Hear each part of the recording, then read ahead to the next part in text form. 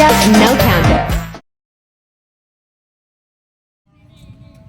Assalamualaikum warahmatullahi wabarakatuh. Tabe selamat lingun alakai, salam sujud karende malempang, adil katalina bajuramin kasarugat, basengat kajubata. Arus, arus, arus. Selamat siang, perkenalkan kami dari kelompok 2 yang beranggotakan dengan saya sendiri Eva Firnanda dan rekan-rekan saya yaitu Saya Alfaujan Putra Prayetno. Saya Rafael Sapalampang dan satu teman kami yang berhalangan hadir, Davin Immanuel Mirim. Selamat Menyaksikan. Bab 1. Kolonialisme dan perlawanan bangsa Indonesia. Bisa kita lihat A. Keterkaitan sejarah antara situasi regional dan global. Yang pertama, jalur rempah, interkoneksi, dan keberadaan bangsa asing di Nusantara. Sejarah mencatat manusia telah melakukan perjalanan melintasi ruang sejak awal Masehi, termasuk juga orang-orang di Nusantara. Aktivitas melintasi ruang salah satunya didorong oleh kegiatan ekonomi dengan melalui jalur laut. Mengenai bukti awal keterlibatan Nusantara ke dalam pelayaran dan perdagangan internasional, dapat dilacak dari catatan seseorang yang bernama Claudius Ptolemy alias Claudius Ptolemeus, asli perbintangan, geografi, astronomi, matematika, sekaligus ahli syair dan sastra yang tinggal di Mesir. Atau tepatnya di kota Alexandria, sebuah tempat yang pada saat itu berada di bawah kekuasaan kerajaan Romawi. Ptolemeus menulis Guide atau Geografi, sebuah peta kuno yang ditulis pada abad ke-1. Tercantum di dalamnya nama sebuah kota yang bernama Barus. Barus menjadi kota pelabuhan kuno yang sangat penting di Sumatera dan dunia. Komoditas aromatik rempah kapur Barus diburu oleh berbagai bangsa di belahan dunia seperti Tiongkok, Hindustan, Mesir, Arab, dan Yunani Romawi. Bisa kita lihat pada gambar 1.2, gambar relief kapal di Candi Borobudur yang menggambarkan aktivitas pelayaran dan perdagangan orang-orang Nusantara. Dan gambar 1.2, peta karya Ptolemeus yang digambar pada abad ke-1. Hubungan pelayaran antara Nusantara dengan Timur Tengah, India, dan Cina sudah terjalin sejak abad kedua. Tercatat di dalam berita Cina sekitar tahun 131, dikisahkan utusan Raja Bian dari Kerajaan Jawa atau Yediau pernah berkunjung ke Cina Wuryandari pada tahun 2015. Hal ini berarti Kerajaan Jawa pada awal abad kedua Masehi telah melakukan pelayaran antar negara dan telah membangun jalur kemaritiman dengan bangsa Cina. Destinasi sebagai sumber rempah-rempah tetapi tempat persinggahan jalur maritim internasional. Seperti dikisahkan oleh penumpang kapal dagang milik Cina pada abad ke-5, ia berlayar menuju Cina melewati perairan Sumatera Timur sebelum membelok ke arah barat Mulyadi pada tahun 2016. Ibnu Battuta, seorang penjelajah dan intelektual muslim asal Maroko, pernah mengunjungi pantai timur Sumatera pada tahun 1345 sebelum bertolak menuju Cina. Bisa kita lihat pada gambar di samping, itu adalah seorang pengelana asal Portugis, yaitu Tom Ferris. Juga pernah mengisahkan perjalanannya mengunjungi Malaka, Jawa, dan Sumatera pada tahun 1512 hingga 1515. Ia menulis pengalaman dalam bukunya berjudul Summa Oriental Que Trata do Mar Rojo Ate aos Chins, atau Ikhtisar Wilayah Timur dari Laut Merah hingga negeri Cina, bahwa telah ada interaksi yang intens antara orang-orang asli Nusantara dengan bangsa asing. Pelayaran internasional lintas benua telah berlangsung dan berkembang lama. Rempah dibawa oleh nenek moyang kita melintasi batas wilayah nasional, regional, bahkan global. Di Asia Tenggara misalnya hingga ke wilayah Champa dan Kamboja. Kedua, penguasaan Konstantinopel oleh Turki Utsmani dan pelayaran dunia. Peristiwa besar yang terjadi di Eropa seperti dikuasainya Konstantinopel pada tahun 1453 oleh Turki Utsmani ternyata dapat memengaruhi jalannya roda sejarah dunia termasuk Indonesia. Menjadi rebutan bukan hanya karena kejayaannya, namun karena kota ini merupakan salah satu titik penting untuk menyambungkan jalur perdagangan darat dari benua Eropa dan Asia. Meskipun memiliki peradaban maritim yang maju, Nusantara menjadi tujuan para penjelajah Eropa yang didorong oleh motif ekonomi, yaitu menguasai perdagangan rempah-rempah. Portugis berhasil menaklukkan Malaka pada tahun 1511, namun mereka menghadapi berbagai kendala seperti ketergantungan pada sumber daya lokal, korupsi, dan persaingan pedagang Asia lainnya. Bisa kita lihat pada gambar 1.3, lukisan pertempuran di dalam kota Constantinus terlihat menunggangi kuda putih. Portugis adalah negara Eropa yang memulai misi pelayaran pencarian negeri asal rempah-rempah. Berdasar kepentingan ekonomi Infante Dom Henrique, Pangeran Portugis atau lebih dikenal dengan sebutan Pangeran Henry, memberikan dorongan dan dukungan kepada para pelaut dan para petualang untuk melakukan penjelajahan.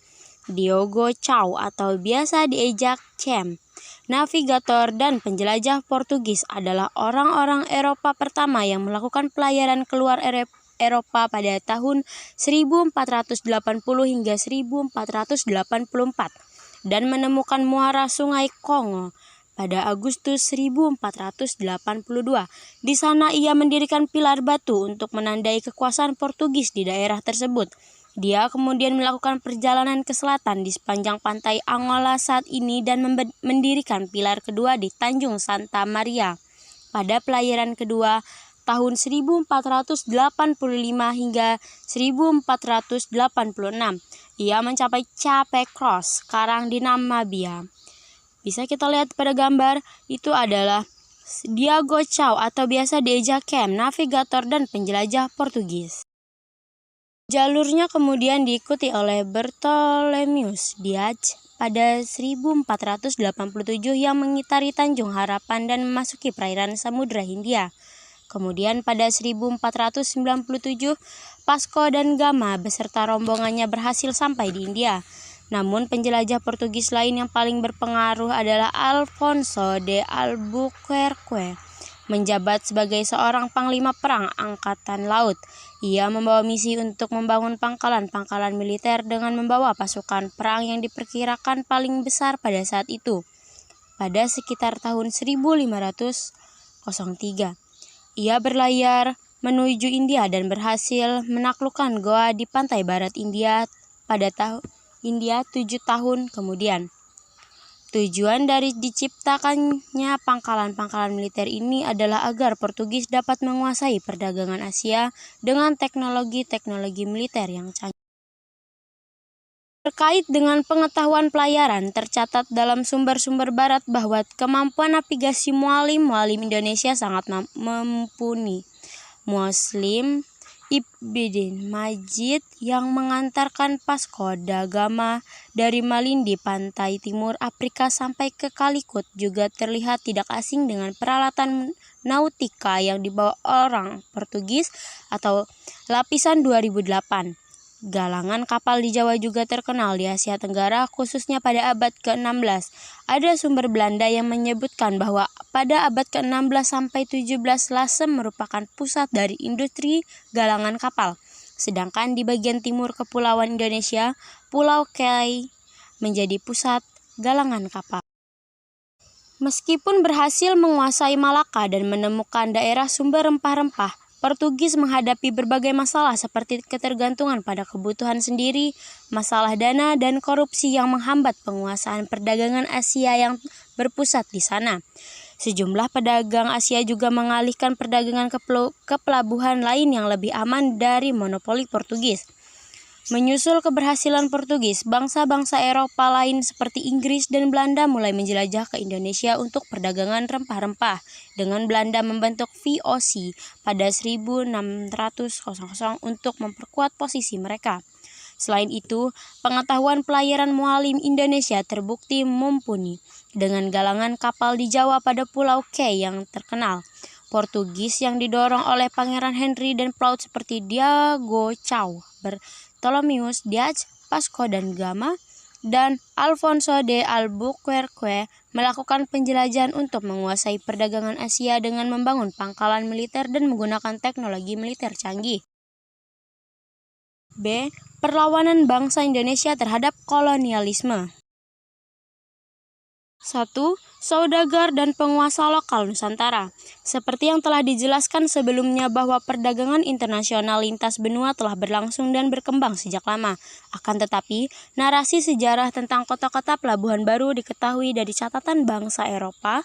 Hal ini menyebabkan seolah-olah kota tersebut muncul karena kedatangan bangsa Eropa. Pada kenyataannya, jauh sebelum kedatangan mereka terdapat banyak saudagar dan penguasa lokal di Nusantara yang memiliki kuasa, kekayaan dan kemampuan untuk melakukan penjelajahan dan bahkan perlawanan kepada dominasi asing yang ingin menguasai Nusantara. Sebagai sebuah pintu gerbang antar wilayah, Selat Malaka menjadi kawasan yang sangat penting bagi pelabuhan-pelabuhan di sekitar Samudra Hindia dan Teluk Persia. Selain itu, Selat Malaka juga menjadi penghubung antara dunia Arab dengan India di sebelah barat Laut Nusantara dan Cina di sebelah timur Laut Nusantara dengan kondisi rute pelayaran yang ramai sejak abad kedua, mendorong munculnya kota-kota pelabuhan penting di sekitar jalur Selat Malaka yaitu Malaka, Samudra Pasai, Sumatera Timur, Jambi, Banten, Lasem, Tuban, Gresik, Makassar, dan lainnya. Kedua, perang antar negara Eropa dan upaya menegakkan hegemoni di Nusantara. Perjanjian Tordesillas merupakan satu titik awal dari ekspansi bangsa Portugis dan Spanyol dalam melakukan penjelajahan dunia agar tidak terjadi perebutan wilayah yang sama. Paus Paulus Alexander ke-6 membagi garis demokrasi pada tanggal 7 Juni 1494 di Tordesillas, wilayah di barat Laut Spanyol. Dampak perjanjian Tordesillas membuat pelaut Bartolomeus Diaz mengitari Tanjung Harapan di Afrika dan memasuki Samudra Hindia. Kemudian pada 1497, pelayar Vasco da Gama sampai di Setelah bercokol hampir satu abad di Ambon, pada 25 Februari 1605, Portugis akhirnya hengkang dari Ambon setelah bentengnya diserbu oleh aliansi VOC dari penduduk lokal. VOC berhasil menikung Portugis setelah berhasil bersekutu dengan penduduk Hitu di Ambon. Sitompul 2016. Dimulailah masa penguasaan VOC di Maluku.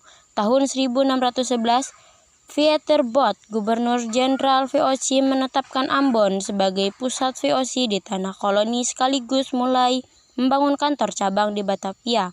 Tahun 1618 posisinya digantikan oleh Jan Pieters John Coen yang kemudian memindahkan pusat pemerintahan VOC ke Batavia. Kemudian kepada persoalan negara-negara Eropa, hubungan antara Republik Belanda dan Inggris mengalami pasang surut. Konflik antara Kekaisaran Habsburg, Spanyol, dan Republik Belanda memainkan peran penting dalam hal ini. Selama gencatan senjata 12 tahun 1609 hingga 1621, ada kekhawatiran yang signifikan tentang kemungkinan aliansi Inggris-Spanyol. Akibatnya hubungan antara Inggris dan Belanda juga ikut memanas di tanah jajahan. Keadaan perang antar negara-negara di Eropa yang kemudian memengaruhi sejarah Indonesia adalah Revolusi Prancis yang terjadi pada tahun 1789 hingga 1799. Penyebab utama terjadinya revolusi Prancis yaitu adanya ketidakpuasan terhadap kekuasaan lama dalam sistem aristokratik di Prancis di bawah pemerintahan dinasti Valois dan Bourbon pada abad ke-14 sampai 18. Kekecewaan rakyat Prancis terhadap sistem monarki absolut mencapai puncaknya di bawah pemerintahan Louis ke-16. Revolusi ini menjadi salah satu revolusi paling berpengaruh dan mampu mengubah tatanan hidup masyarakat Eropa, khususnya warga Prancis. Dampak yang diberi dari revolusi ini menimbulkan perubahan yang mendalam terhadap perkembangan sejarah modern. Ketiga, melawan kuasa negara kolonial. Kedatangan Belanda pada awalnya tidak dilandasi oleh keinginan untuk menguasai seluruh wilayah Nusantara. Ketika ambisinya berubah untuk menegakkan sebuah negara koloni, muncul gelombang perlawanan dari penduduk lokal. Perjuangan melawan dominasi kekuasaan Belanda di Indonesia melalui masa yang sangat panjang. Sebelum abad ke-20, gagasan mengenai NKRI belum dikenal, sehingga perlawanan rakyat lebih bersifat kedaerahan. Mereka berjuang untuk melawan dan mengusir penjajah dengan dipimpin oleh tokoh masyarakat yang disegani di daerah masing-masing. Umumnya perlawanan tidak terorganisir dengan baik. Seringkali penjajah menggunakan strategi divide et impera atau politik adu domba, sehingga tidak jarang bumi putra menderita kekalahan. Dalam rentang waktu ini perlawanan rakyat terhadap kolonisme lebih bersifat perang senjata.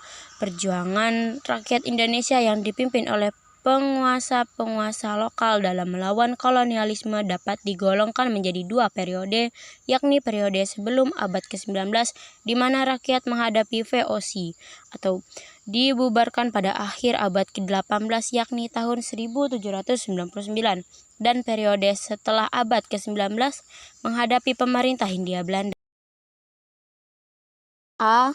Periode sebelum abad ke-19. Perjuangan dari wilayah Indonesia Timur untuk melawan penjajah dilakukan oleh Kesultanan Goa Talo yang dipimpin oleh Sultan Hasanuddin. Konflik diawali dengan pelucutan dan perampasan armada VOC di Maluku hingga pecahlah Perang Makassar pada 1669. Sejak 1660, VOC memang berambisi untuk menguasai wilayah pelabuhan Somba Aupu. Dalam perlawanan ini, Kesultanan Goa Talo bersekutu dengan Wajo, sedangkan VOC bersekutu dengan Raja Bone Aruka Palaka yang pada waktu itu sedang berseteru dengan Kesultanan Goa. B. Periode setelah abad ke-19. Pada penghujung abad ke-19, VOC dibubarkan pada penguasaan negara-negara koloni berada di bawah langsung pemerintah Belanda. Namun, perubahan tersebut tidak kemudian mengubah praktik kolonialisme di Indonesia, bahkan lebih eksploitatif. Perlawanan rakyat di Kalimantan dikenal dengan Perang Banjar pada 1859 hingga 1905. Hal ini terjadi karena monopoli perdagangan Belanda di Kalimantan sangat merugikan pedagang pribumi. Beban pajak dan kewajiban Rodi terhadap rakyat memberatkan, dan intervensi Belanda terhadap urusan internal Kerajaan Banjar membuat rakyat ingin melakukan perlawanan. Pemimpin perlawanan ini yakni Pangeran Antasari yang merupakan sepupu Pangeran Hidayatullah. Ia berkali-kali memimpin serangan terhadap Belanda. Pasukannya berhasil menyerang pos-pos pertahanan Belanda dan benteng Belanda di Tabanio hingga menenggelamkan kapal-kapal Belanda. Ia mendapatkan julukan penambahan Amiruddin Khalifatul Mukminin yang diberikan oleh para pengikutnya. Bisa kita lihat pada gambar ini adalah contoh perlawanan sebelum abad ke-19 dan contoh perlawanan sesudah abad ke-19. C. Dampak penjajahan di wilayah kolonial. Periode kolonialisme Belanda di Hindia Belanda atau Indonesia merupakan babak penting dalam sejarah bangsa Indonesia yang menandai transisi dari kerajaan Nusantara menuju sebuah entitas politik yang terintegrasi dalam sistem kolonial global. Kekuasaan terpusat. Pemerintahan kolonial Belanda menerapkan sistem sentralisasi kekuasaan dengan menempatkan gubernur jenderal sebagai representasi tertinggi kekuasaan kolonial. Eksploitasi sumber daya. Ekonomi kolonial Belanda didominasi oleh eksploitasi sumber daya alam Hindia Belanda, terutama komoditas perkebunan seperti kopi, teh, dan karet. Kebijakan monopoli perdagangan yang ditetapkan VOC dan kemudian dilanjutkan oleh pemerintah kolonial Belanda menyebabkan rakyat pribumi mengalami kerugian ekonomi yang signifikan. Sistem tanam paksa. Kebijakan tanam paksa yang diberlakukan pada masa pemerintahan Van den Bosch merupakan salah satu bentuk eksploitasi yang paling kejam di mana rakyat dipaksa menanam komoditas ekspor untuk memenuhi kebutuhan pasar Eropa.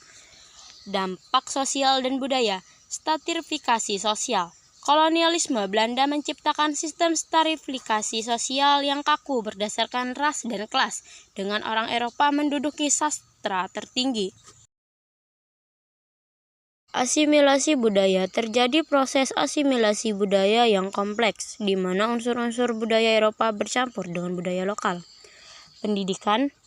Meskipun pemerintah kolonial memberikan perhatian pada pendidikan, namun tujuan utamanya adalah untuk mencetak tenaga kerja yang terampil untuk mendukung kepentingan kolonial. Munculnya pergerakan nasional. Faktor pemicu. Diskriminasi, eksploitasi, dan keinginan untuk merdeka menjadi faktor utama yang mendorong munculnya pergerakan nasional. Faktor pemicu.